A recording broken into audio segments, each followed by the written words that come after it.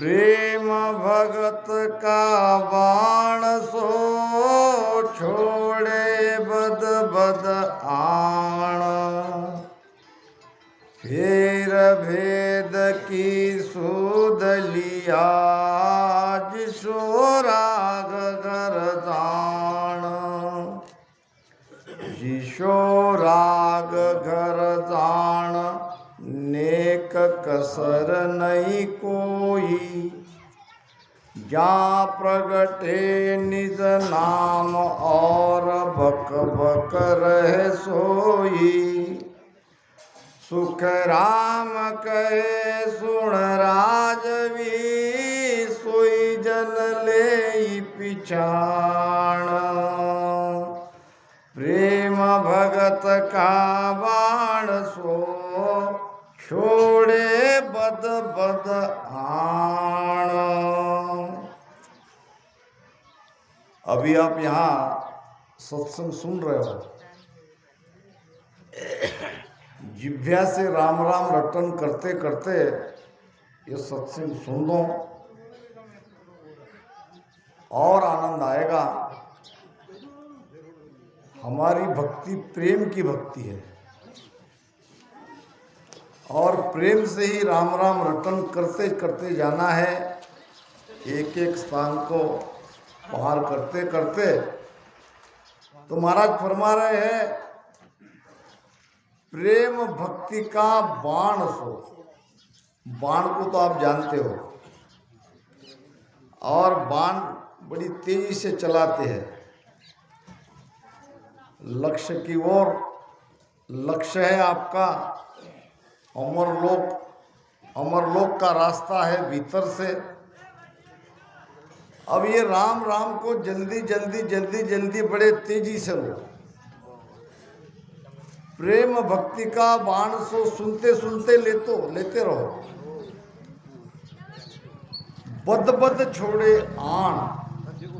बद बद नाम बड़ी तेजी से राम राम रटन करो। समय बड़ा कीमती है, मूल्यवान है। और फेर भेद की सुध लिया।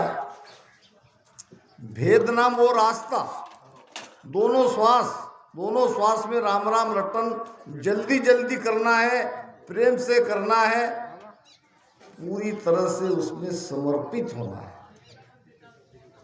कुछ भी बचा के नहीं रखना है, पूरी जान उसमें झोंक देना है। कोई भी काम अगर हम निज मन से करते हैं तो वो पूरा होता है। महाराज ने भी कहा है एक मना सिद्ध, एक मना सिद्ध, एक मना सिद्ध, एक मना सिद्ध। दुबद्या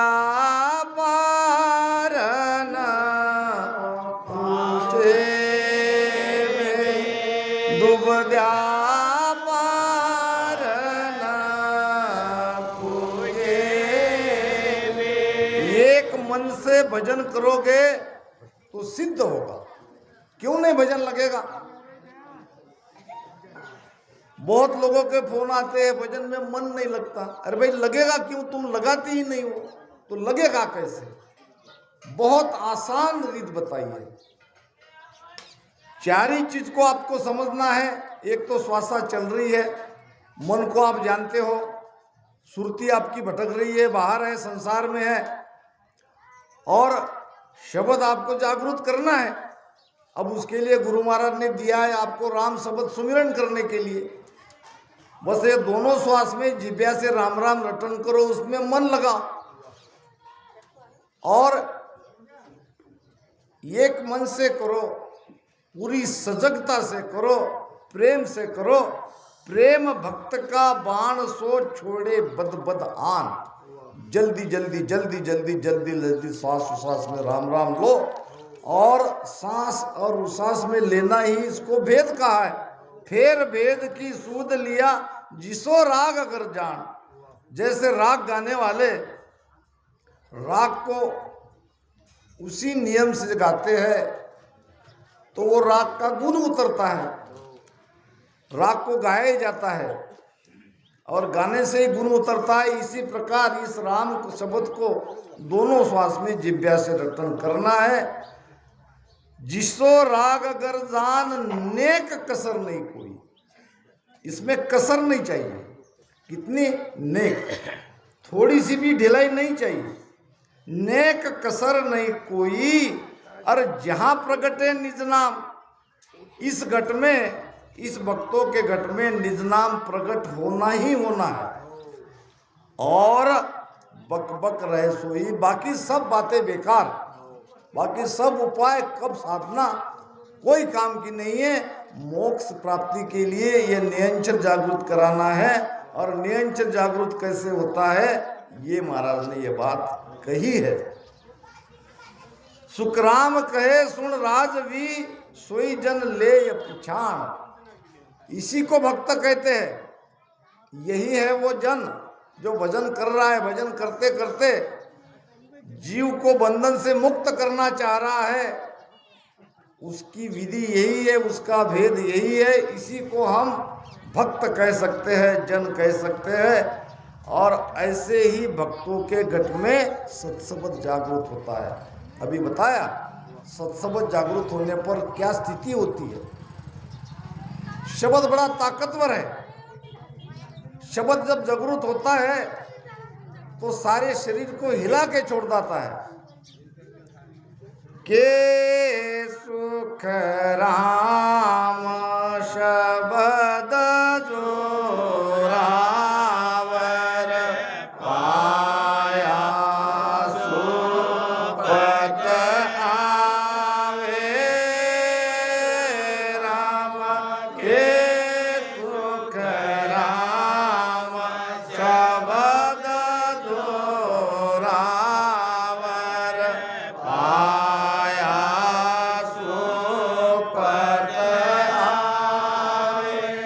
बिन पाया नरक बहु तेरा, बिन पाया नरक बहु तेरा। दिल का भरम न जावे, संतो देखा चरज भारी।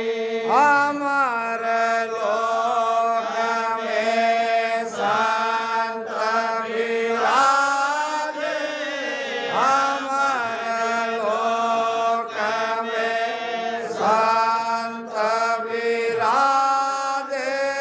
वहाँ सुरत मारे ओ संतो देखा चरज भारी। क्यों नहीं लगेगी सुरती, क्यों नहीं जाएगी अमर लोक में? अगर लगाओगे तो लगेगी, भजन करोगे तो होगा, करने से ही होगा।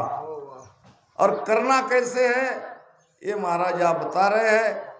राजा के माध्यम से, राजा विठल राव के माध्यम से हम सबको, जब राजा ने महाराज को पूछा था ये महाराज ये शब्द कैसे जगेगा, तो शब्द जगने की ये रीत बताई है। निर्भय शब्द उचार प्रेम सु बोले आई, जहाँ जागे ओ नाम नक चक के माई।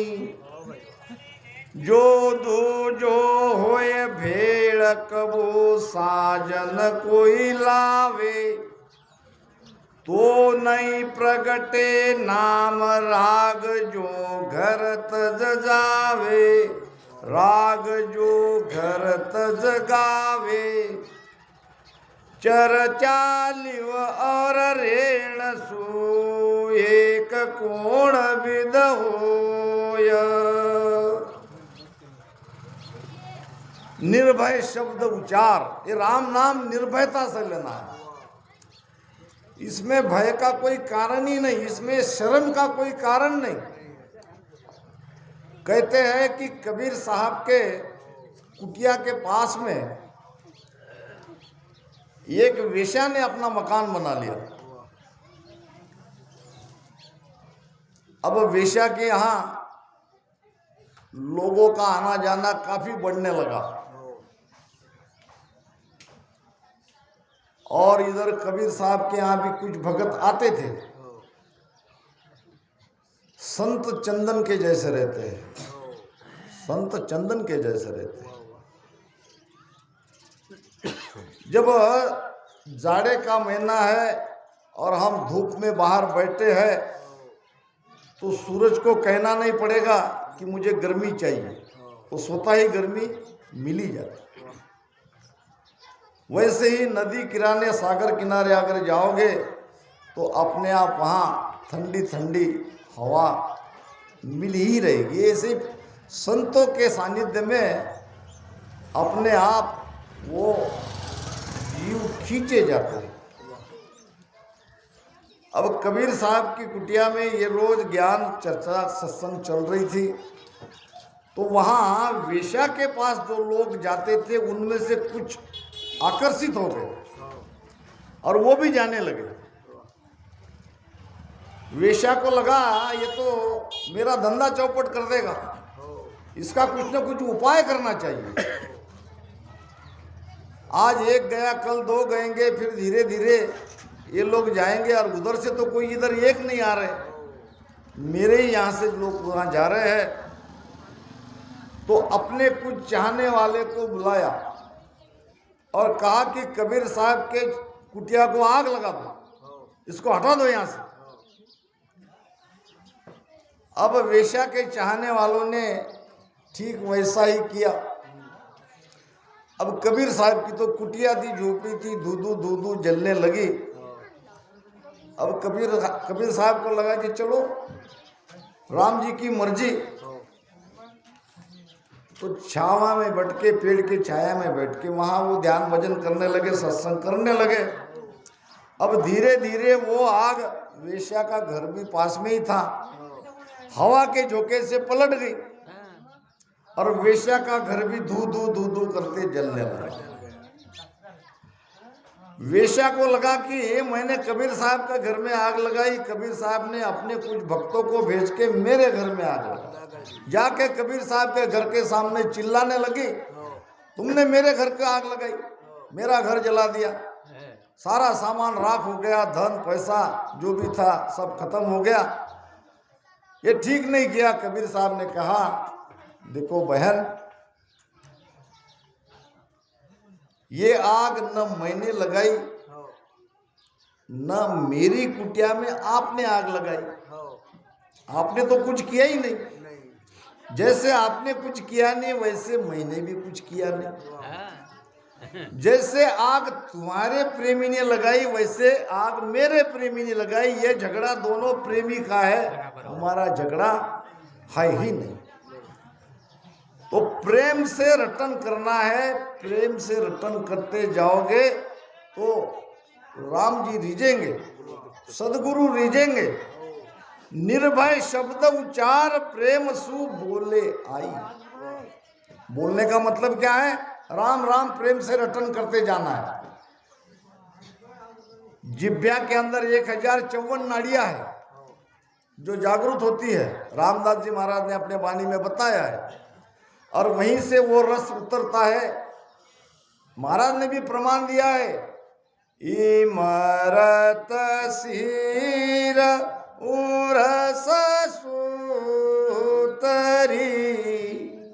कंठ बीच किया पसारा सासो सास राम धुन लागी आदे को पतिहारा।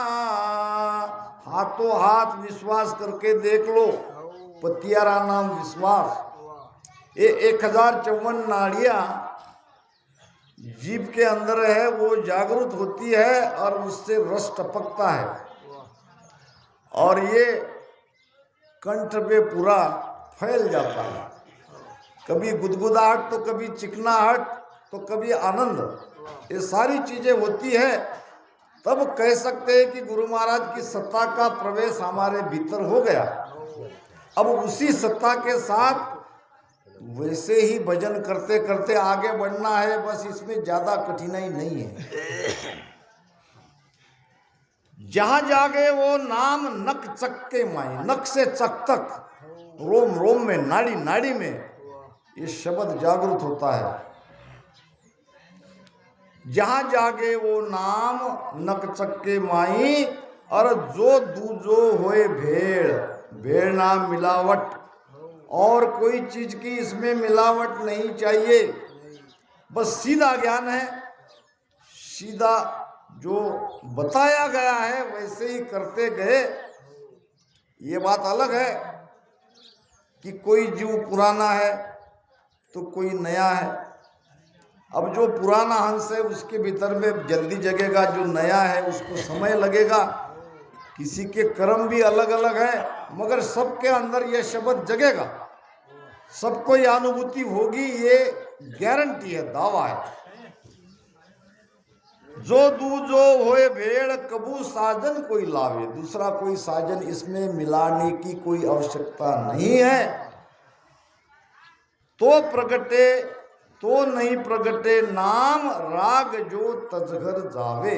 जैसे राग को राग के हिसाब से नहीं गाया जाता तो राग का गुरु प्रकट नहीं होता, इसी प्रकार इस राम को इस प्रकार से अगर रटन करो नहीं करोगे, बहुत लोग चुप बैठ जाते हैं, भजन करते हैं। महाराज कहते हैं पाखा तो आई नहीं पगसु चाले नाय, तो बूढ़ो सुख राम कहे घेर गंडकड़ा खाय। उड़ने का सामर्थ्य आया नहीं। अगर पक्षी का छोटा बच्चा अगर सोचेगा कि मैं कुछ हिलूं नहीं, अब उसके पंख तो आए नहीं मगर उसके पैर तो है, अब पैर से भी उसने चलना बंद कर देगा तो कुत्ता उसको छोड़ेगा नहीं। इसीलिए जब तक अपने आप भजन नहीं होता तब तक ये भजन जिज्ञा से करते रहना चाहिए। महाराज ने कहीं भी किसी भी स्थान पे जिज्ञा से राम राम रटन करना छोड़ने को नहीं कहा। वो तो आगे की बात है। 10वें द्वार केवड़ी होई, कर्म कसर रहे नहीं कोई। अब 10वें द्वार में न कर्म रहेगा न कसर रहेगी, सहज सुमरन वहाँ होता रहेगा। मगर पहुँचे हुए को देख के अगर हम भी जिब्या का रटन करना बंद कर देंगे तो काल छोड़ेगा नहीं। चर्चा लिव और रेण सु एक कोण विद होए, ये बात महाराज बड़ी महत्वपूर्ण बता रहे हैं कि कैसे भक्ति में आगे बढ़ना है। तो हमारी चर्चा भी वही चाहिए। अब हमको बाकी बातों में कोई रस रहना ही नहीं चाहिए और रहता भी नहीं है। चर्चा भी करेंगे तो महाराज के ज्ञान की, चर्चा भी करेंगे तो भजन की, चर्चा सत्संग की, और लिव यानी लगन, उसमें लगन भी चाहिए। चर्चा भी वही, लगन भी वही, और रहनी भी वैसी। करनी रहनी में अंतर नहीं चाहिए। करनी करे रेणी रहे सोई जन साचा, वे नेछे फल पावसी मनसा सुन वाचा। कहता जू चलता नहीं सो पाखंड ले धारा, ये हमको कह रहे महाराज। कहता जू चलता नहीं सो पाखंड ले धारा, जासू साहब दूर है लाख करोड़ हजार। जू कहता जू ही चले ताका क्या कहिए, उनकी महिमा कर रहे महाराज। बोले तैसा चाले त्याची वंदा भी पाऊली, हमारे महाराष्ट्र के संत ने भी कहा। कहता जू तू ही चले ताका क्या कहिए, वेजन साहब एक है शरणे कह रहिए। ऐसे की शरण में रहो, ऐसी की संगत में रहो, जो जैसा कहता है वैसा रहता भी है। रचमच लागा नाव सु भूला जुग माया, और सो साधु संसार में उलट बिगन सदाया।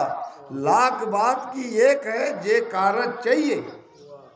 महाराज ने जोर देके कहा है संसार की लाख बात सुनो या मत सुनो। संसार में लाखों ज्ञान है, संसार की लाखों बातें हैं, उसको मानो मत मानो, मगर मेरी एक बात को पकड़ो। मैं लाख बात की एक बात आपको कह रहा हूं, अगर आपका कार्य करना है, आपको बंधन से मुक्त होना है, आपको जीते जी आनंद में रहना है, के सुखदेव तज झूठ रे सिमरन सच गई। झूठ क्या, भजन के अलावा सब झूठ ही है।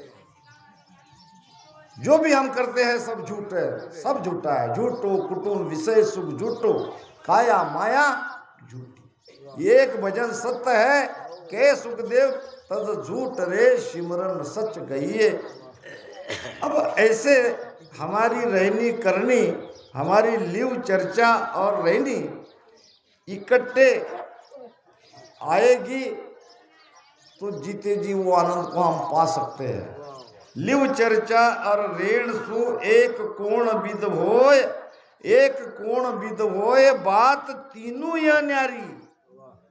और लोगों के लिए ये तीनों बातें अलग है।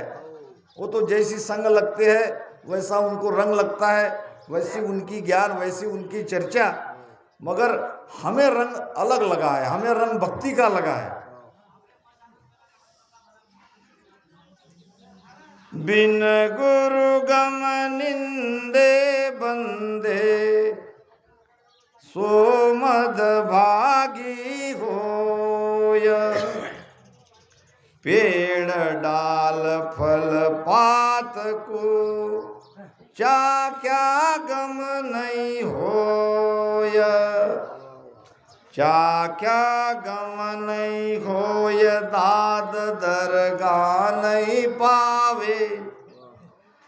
लख 84 माय जूण सुईद की पावे। सुख राम ब्रह्म आगाध है, क्या गत जाने कोय। बिन गुरु गम निंदे बंदे, सो मद भागी होय। मदभागी नाम, मंदभागी अभागी। अब किसको कह रहे महाराज? बिन गुरु गम निंदे बंदे। गुरु के आप सन्मुख गए ही नहीं, गुरु से भेद लिया ही नहीं, गुरु की संगत की ही नहीं, और बिना गुरु को जाने, बिना गुरु की सत्ता को पहचाने निंदा करते हो। निंदा तो किसी की करनी ही नहीं चाहिए। निंदा सु नर नरक पड़त है, महाराज ने तो कहा दिया है। भगवान बुद्ध के पास एक व्यक्ति आया और कहने लगा, भगवान गांव का नगर सेठ आपके बारे में अनाप शनाप तरह तरह की बातें करता है, आप अगर आज्ञा दे तो आपके सामने कहूं। भगवान बुद्ध ने कहा, मेरे बारे में नगर सेठ जो भी कुछ कहता है वो मुझे कहने के पहले मेरी 2 बातें आप सुनो। व्यक्ति ने कहा, कहो भाई क्या है? पहली एक कि नगर सेठ जो भी मेरे बारे में कहते हैं, क्या वो सच कहते हैं? क्या तुमको विश्वास है?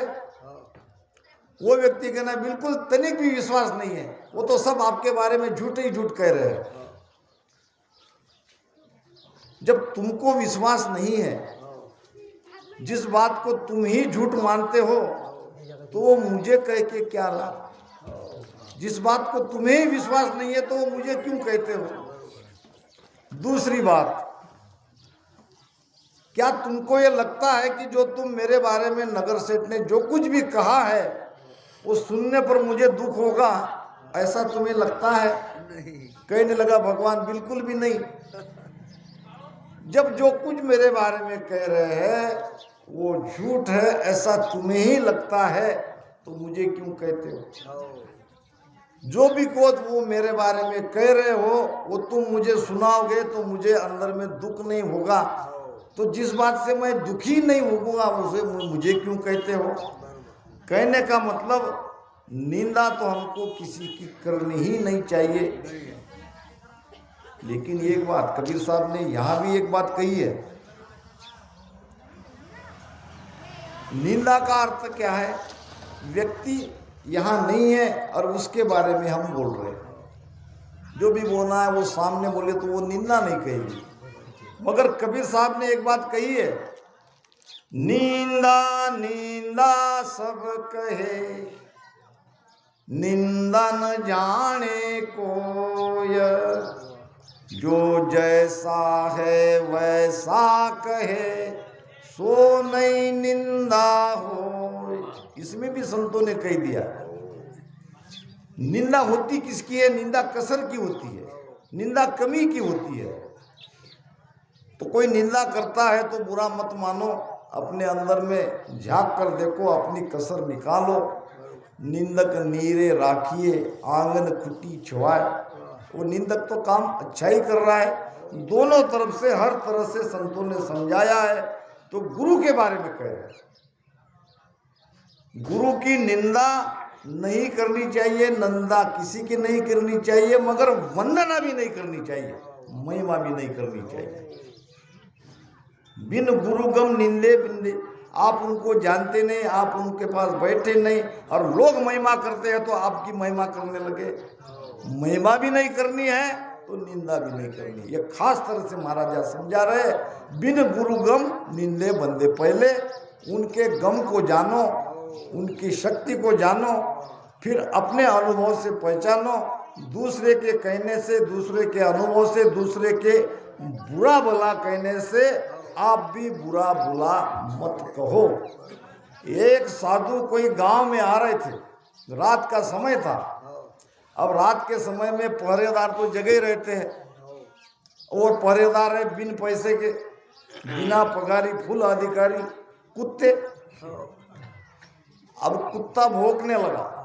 अब ये कुत्ता भौंकने लगा तो दूसरे गली के कुत्ते वो भी भौंकने लगे। अब संत आ रहे थे। अब यहाँ कुत्ते के आवाज है, उनकी जाति में एक गुण है और वो जागरूक पहरा देते, वो भी भौंकने लगे। सारे गांव के कुत्ते भौंकने लगे। जिसके घर जाना था वहां संत गए और वहां के कुत्ते को कहा कि भाई आप तो यहाँ थे और मैं तो वहां रास्ते से गांव में आ रहा था, आपने तो मुझे देखा नहीं, आप क्यों भौंके। अब वो कहने लगा वो बाकी वाले कुत्ते भौंकने लगे तब मैं भौंका। उनको पूछा तो वो आगे से भौंकने लगे तब हम भौंके। इसका मतलब क्या है, ये भौंका भौंकी बंद करनी चाहिए। हमको किसी के बारे में अच्छा बुरा कहने का कोई अधिकार नहीं, क्योंकि ये सदगुरु ऐसा है, ये भक्ति का पूरा बेस है सदगुरु। तो यहाँ बिना जान पहचाने, बिना उसको अनुभव लिए निंदा तो करनी ही नहीं है, वंदना भी नहीं करनी है। सो मदभागी होए, अगर करता है तो वो मदभागी है। पेड़ डाल फल पात को चाक्या गम नहीं होए। ऊपर ऊपर से, बाहर बाहर से चखने से वो जानकारी नहीं होगी। पेड़ के कई अंग हैं, पत्ते भी है, फूल भी है और डालियां भी है। तो मूल में जाओ, मूल को पकड़ो। मूल को पकड़ोगे तो सारा पेड़ हाथ में आ जाएगा। एक एक अंग से उसकी पहचान नहीं होगी। जब मूल में जाओगे तभी पहचान होगी। चाक्या गम नहीं होए, दाद दरगाह नहीं पावे। यानी जब तक सन्मुख नहीं जाओगे, जब तक कुछ सीखोगे नहीं, जब तक कुछ मिलेगा नहीं, तब तक बात नहीं बनेगी। चाख्या गम नहीं होए दाद दरगे नहीं पावे, और लख 84 माए जून सो ईद की पावे। 84 लाख योनि में जाना पड़ेगा। सुखराम ब्रह्म अगाध है। ब्रह्म कैसा है? अगाध है, अथाह है, ये बुद्धि के परे है। सुखराम ब्रह्म अगाध है, क्या गत जाने कोई, अब उसकी गति क्या जाने कौन। महाराज ने कहा है कि ब्रह्म सागर से भी ज्यादा गहरा है। जितनी गहराई में हम जाओगे, रामदास जी महाराज ने कहा है, साईं समंदर रामदास, साईं समंदर और पिणियारी सब मंड। हम क्या है? पिणियारी है, सागर से पानी लाने वाले, हम सब पिणियारी है। साईं समंदर रामदास पिणियारी सब मंड। और जिसको जितना जिसका पात्र था उसने उतना लाया उसमें से। क्या पूरा सागर लाया? क्या नहीं, पहुंच प्रमाणे पी गया। अब जिसकी जितनी पहुंच थी उसने उतना ज्ञान बता दिया, और सागर रहा अखंड, परमात्मा को ज्यों के त्यों है। अब किसी का पात्र था बड़ा छोटा, उसने उतना लाया। एक बार छोटा सा दृष्टांत करके वाणी महाराज को विश्राम देता हूं। एक लोटा आया कुएं के पास, और कुएं को कहने लगा, मुझे अथाह जल चाहिए, क्या तुम दे सकोगे? नहीं। कुआं कहने लगा, देखो भाई ऐसा है, मैं जल तो दे दूं, मगर तुम अथाह जल पाना चाहते हो तो मेरे से ज्यादा किसी तालाब में जाओ, वो तालाब तुमको जितना पानी चाहिए उतना देगा। तालाब के पास गया लोटा, कहने लगा, मुझे अथाह जल चाहिए, क्या तुम दोगे? अब तालाब भी कहने लगा, मेरे पास तो सीमित मात्रा में है, ऊपर से जो पानी आता है वो जो जमा है वही पानी है, तुमको चाहिए तो बहती धारा में जाओ, नदी में जाओ, वहां तुमको अथाह जल मिलेगा। लोटा गया नदी के पास, नदी को भी कहा कि मुझे अथाह जल चाहिए, क्या तुम दोगी? नदी कहने लगी, देखो मैं तो जाके सागर में मिलती हूँ, और मेरे जैसी हजारों नदियाँ जाके सागर में मिलती है, तुमको सचमुच अथाह जल चाहिए तो सागर में जाओ, सागर को मांगो। लोटा गया सागर के पास, सागर ने कहा, बिल्कुल सही जगह आए हो, आपको अथाह जल चाहिए तो मैं अथाह जल देने को तैयार हूं, मगर आप लाए क्या हो? आप तो मामूली एक लोटा ही हो। अब लोटा ही हो तो लोटे की इतना ही लोगे, कुएं से भी मिल सकता था, कहीं नदी नाले से भी मिल सकता था। मेरे पास अगर आए हो तो अतः पात्र भी आपका बड़ा चाहिए। जितना हमारा बड़ा पात्र होगा, जितने गहरे हम अनुभव में जाएंगे, उतने ब्रह्म को पहचानेंगे। ब्रह्म अगाध है, ब्रह्म अथाह है। तो भजन से डुबकी लगाते जाओ।